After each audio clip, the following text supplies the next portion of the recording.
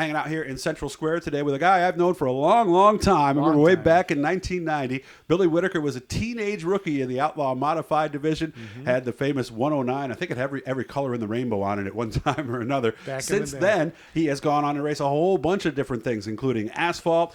He ran Silver Crown, ASA, you name it. He has run a lot of different things, championships at Evans Mills, Spencer, Volusia, places like that. I mean, he's done it all. Of course, he was the sponsor for the main race this past year at Super Dirt Week. Raced as recently as, I believe it was 2019, or was it 2020? 2019. He says he's retired, but we know how racing retirements go. We'll have to see about that. How are we doing today, Billy? Very well, Doug. Appreciate you coming up. It's always good to see you.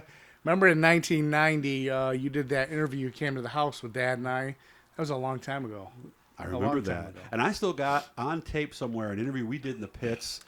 And you're wearing your Central Square, was it lacrosse or football jersey? Yep. Football, yeah. Yep. So look for that one to show up. I'll give Billy a heads up when I get that up. But I found that the other day. I said, I got to throw that up there at some point. I can just imagine what that looks like. Yeah, you were young. Yeah, that was a long time ago. Yep. So what got you into this crazy game in the first place back in 1990? So, I used to help. So first off, I used to race four-wheelers when I was a kid. Oh, okay. And then I used to help Moose Mountain? No, well, back in the day, it was Verona is what we called it. Okay. Weed Sport.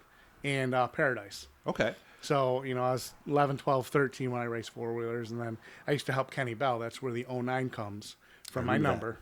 You know what I mean? So when I started racing four-wheelers, they wouldn't let you have a double-digit number because it was reserved for the top 10 riders in the state or something. Oh, I didn't know that. Nonsense. So I added a 1, and that's where the number comes from. Nice. So, okay. Yeah. And if I remember correctly, you were almost strictly a bottom feeder at first, weren't you?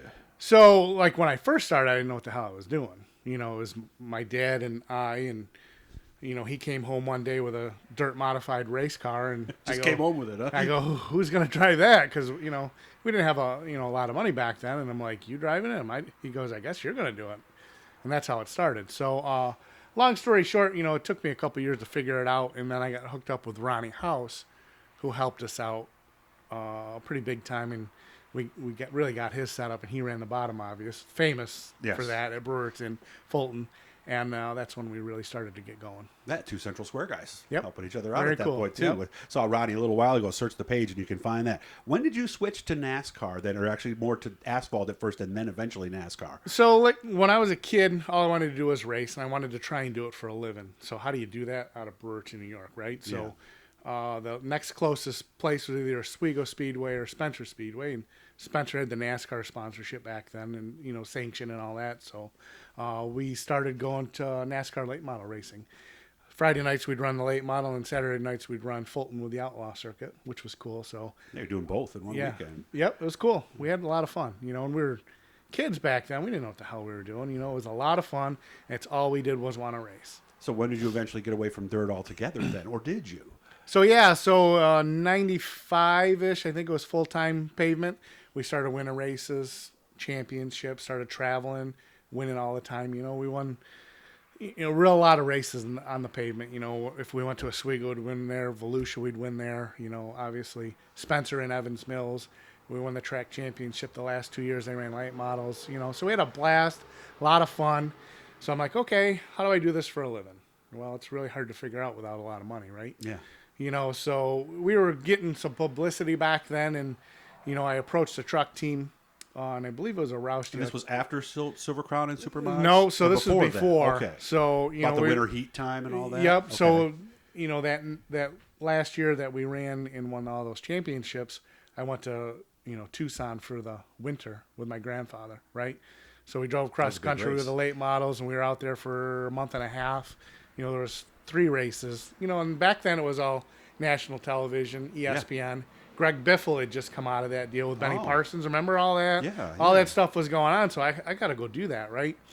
Well, we had some success. I think we finished in the top 10 a couple times. It was fun.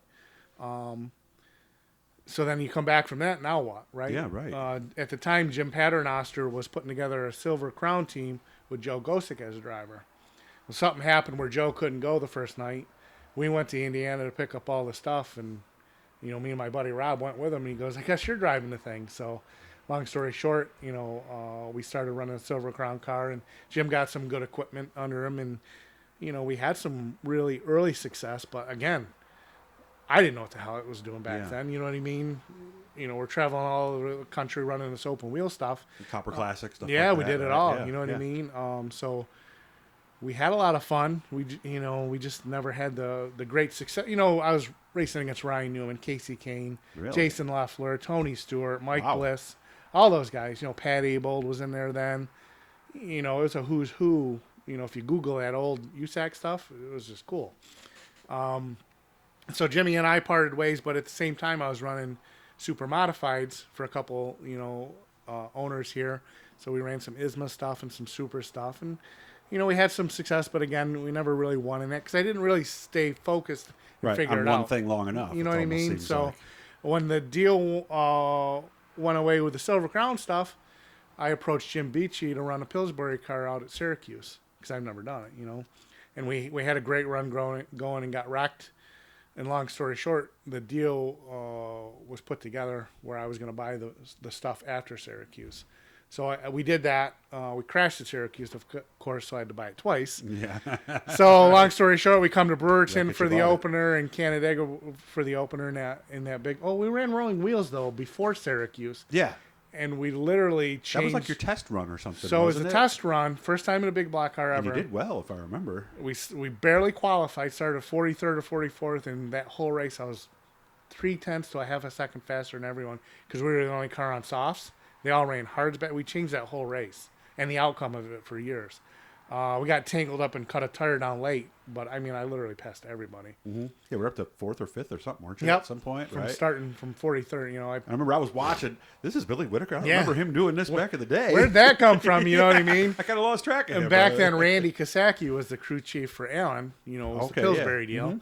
And he come over to Rob and he's like, "What are you guys running? What are you doing?" And he's like, "Just tell Billy to save his tires." And I go, "Buddy, I'm going as slow as I possibly," because I had softs. They all Okay, had yeah. hards, and we were just driving by them like they were parked. It was fun. Mm-hmm. So long story short, I'm like, "Oh, I'm going big block race," and we ran 4 or 5 races. And I go, "The money I'm spending here, I can go run a national tour somewhere." So then I bought my own ASA team, and we ran that for 2.5 years.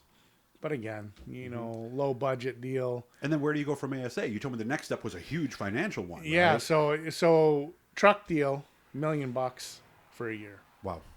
That's what you had to bring as a talent. You got that on you right now? You got that in I your still wallet? don't. Okay. So no, that's why I'm not running a truck right now, right? So is that what got you out for a while after that, realizing? Yeah, I listen, always said your ability can exceed your wallet. Everybody will run into it eventually, right? 100%. And my goal through all of that was, hey, I want to do this for a living. Yeah. So it became less fun, more work.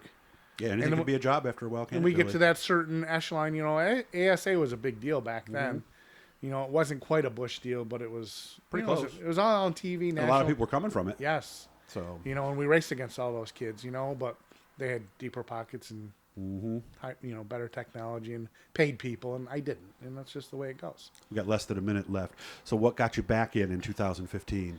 So long story short, we were going to the races and stuff, and I was invested in the tracks, sponsoring and all that, and I'm like, I can still do this. Mm-hmm. So I put a deal together. Corey Reed hooked me up with John White. We put a deal together to run a gypsum car, and we had some success. Like my first win in a big block was, I don't think it was the first year, the second year, but we won races every year, since then, and we were really competitive, and it was fun. Great coming out. We'll get back with Billy again. I have a feeling we should do something every couple months here, just share some memories because I left so much on the table here. I know. But again, we want to make sure we didn't take too much of your guys' time. Hit the blue E down there. Subscribe every time we're talking to somebody cool like Billy Whittaker here. So great talking to you, man. You take care of yourself, and I'll see you again real soon. Okay, buddy. Thanks. Appreciate it.